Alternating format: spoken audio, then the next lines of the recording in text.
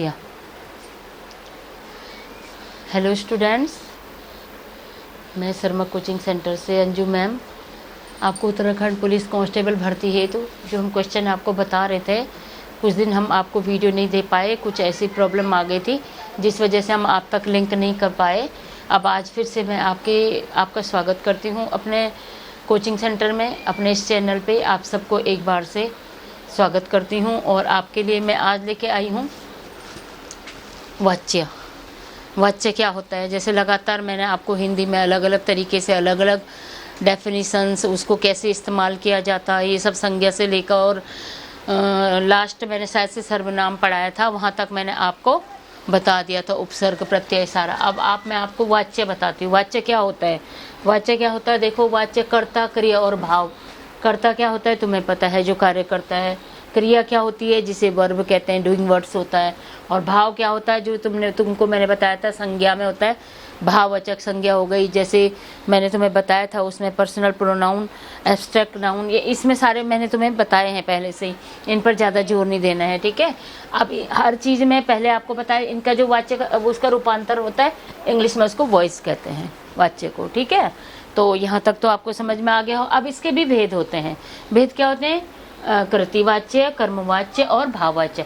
अब कृतिवाच्य क्या होता है, तुमने देखा होगा यहाँ पर कर्ता पर जोर दिया जाता है। कर्ता ट्रांसटिव और इंट्रांसटिव दो प्रकार की वर्ब इसमें होती है, जैसे सकर्मक और अकर्मक, इंग्लिश में कहते हैं ट्रांसटिव और इंट्रांसटिव, दो प्रकार की होती है। इसमें जो कृतवाच्य होता है उसमें कर्ता पर जोर दिया, कर्ता मतलब जिसके द्वारा काम होता है। तो इसमें क्या है, जैसे पहचान है, इसमें दो संज्ञाएं आती हैं, एक तो प्राणी आते हैं और एक वस्तु आती है। क्योंकि जब आपने देखा होगा कर्ता होगा तो वो दो प्रकार की संज्ञाओं का इस्तेमाल करेगा वहाँ पर। कर्ता के द्वारा जो भी कार्य होगा उसमें दो संज्ञाएं दिखाई देंगी आपको, तो ये इसकी पहचान होती है। जैसे घोड़ा घास खाता है, तो घोड़ा क्या है, एक प्राणी है, और घास क्या है, एक वस्तु है। तो यहाँ पर दो संज्ञाएं आ गई है ना, तो ये आपको समझ में आ गया होगा। नेक्स्ट है कर्मवाच्य। इसमें कर्म की प्रधानता होती है। कर्मवाच्य में क्या होती है, कर्म की प्रधानता होती है। कर्म मतलब जैसे कर्ता ने जो कर्म किया उस कर्म की ज्यादा यहाँ पे प्रधानता होती है। जैसे और इसमें सिर्फ क्या आता है, सकर्मक क्रिया आती है, अकर्मक नहीं आती है। सकर्मक में पहचान होती है इसकी, इस वाक्य की पहचान होती है, इसमें सकर्मक क्रिया आती है। और इसमें क्या है, सकर्मक क्रिया में क्या है कि जैसे गन्ना चूसा जा रहा है, तो क्या हो रहा है, इसमें कर्ता के द्वारा क्या कार्य हो रहा, गन्ना चूसा जा रहा, तो यहाँ पर सकर्मक क्रिया है खाली, अकर्मक नहीं है। जैसे पुस्तक पढ़ी जाती है, पुस्तक पढ़ी जाती है ना, तो ये इसकी पहचान है कि इसमें क्या नहीं है, अकर्मक क्रिया नहीं है। मेन आपको इस तरीके से याद रखना है। दूसरा है भाववाचक संज्ञा। इसमें भाव की प्रधानता, जो फीलिंग्स होती है उसमें आपको फीलिंग्स दिखाई देगी, फीलिंग्स की प्रधानता होगी। जैसे गूंगे से बोला नहीं जाता। अब गूंगा व्यक्ति है भाई, जब कह रहे कि गूंगा है तो गूंगा बोले, जब बोलेगा नहीं तभी तो गूंगा है, तो इसमें एक भाव दिखाया जा रहा कि गूंगे से बोला नहीं जाता, उसके अंदर कोई भाव नहीं है। कुत्ते से उड़ा नहीं जाता, अब कुत्ते का काम होता है भौंकना, और हम कह रहे कुत्ते से उड़ा नहीं जाता, तो रियलिटी है नहीं उड़ा जाता। यहाँ पर क्या है, ये भाव है। इसमें केवल अकर्मक क्रिया होती है। क्या होती है, ऑब्जेक्ट नहीं है इसमें। आपने देखा होगा ऑब्जेक्ट नहीं है, इनकम्प्लीट होता है, तो बिना ऑब्जेक्ट के जहाँ पर होते अकर्मक क्रिया कहते हैं, ठीक है। तो यहाँ पर क्या है, केवल अकर्मक क्रिया ही होगी, केवल अकर्मक क्रिया होगी। कैसे, जैसे गन्ने से, जैसे गूंगे से बोला नहीं जाता, तो इसमें क्या नहीं है, हेल्पिंग वर्ब नहीं है। आप देखो दोनों में क्या नहीं है, हेल्पिंग वर्ब नहीं है, नहीं है, इसमें है क्या है कि हेल्पिंग वर्ब है। तो दोनों सेंटेंस में इसकी क्या है, इसका अभाव है, तो ये क्या होगा, अकर्मक क्रिया होगी। और यहाँ पर ये भाववाच्य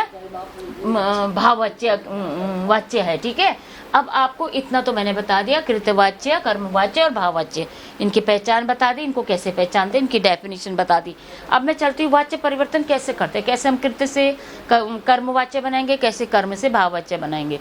अब आप देखो, कृतवाच्य में मैंने क्या कहा, सकर्मक और अकर्मक दो क्रिया आती है, ठीक है। तो इसमें क्या है, चूहे फसल नष्ट करेंगे, राम पतंग उड़ा रहा है। अब चूहे फसल नष्ट करेंगे, इसमें क्या है, सकर्मक अकर्मक दोनों क्रिया है। लेकिन कर्मवाच्य में मैंने कहा आपको कि सकर्मक नहीं आती है, तो यहाँ क्या हो गया, फसल चूहे के द्वारा नष्ट कर दी। जैसे एक्टिव सेंटेंस है और ये पैसिव है, मतलब जैसे इसको कहते हैं एक्टिव, मतलब सामान्य सेंटेंस है, और ये आपने चुगली करके बोल दिया कि दूसरे के चूहे द्वारा फसल नष्ट करी जा रही थी, तो ये आपने करी जाएगी। राम पतंग, पतंग राम द्वारा उड़ाई गई, पतंग को यहाँ पे ऑब्जेक्ट बना लिया और राम कर्म हो गया यहाँ पे, तो ठीक है।